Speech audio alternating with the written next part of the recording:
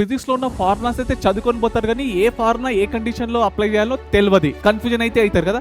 Right, so వాళ్ళ కోసం super అంటే సూపర్ ట్రిక్ అయితే చెప్తున్నా చూడండి. డిస్ప్లేస్మెంట్ 2 మీటర్ ఇచ్చిండు, టైం 2 సెకండ్స్ ఇచ్చిండు, వెలాసిటీ కనుక్కోవాలంట. ఎప్పుడైనా కానీ కాన్స్టెంట్స్ ఉన్నాయి అనుకోండి, అప్పుడు మీరు డెఫినెట్ ఫార్ములా అనేది యూజ్ చేయాలి. ఓకే, వెలాసిటీ ఫార్ములా ఏంటి?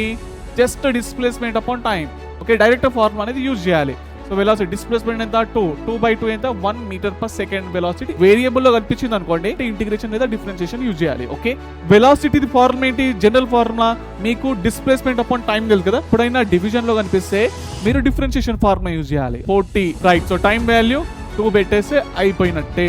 ఓకే రైట్, వెలాసిటీ ఏంటి? Variable. Fine displacement in 2 seconds అంట. వెలాసిటీ ఫార్ములా ఏంటి? Displacement upon time. ఎప్పుడైనా మీకు మల్టిప్లికేషన్ లో వస్తే మీరు ఏం చేయాలి? ఇంటిగ్రేషన్ చేయాలి. ఓకే, t³ + 4t వస్తుంది కదా. రైట్, సో దీని యొక్క బౌండరీ కండిషన్స్ అప్లై చేస్తే సరిపోతుంది.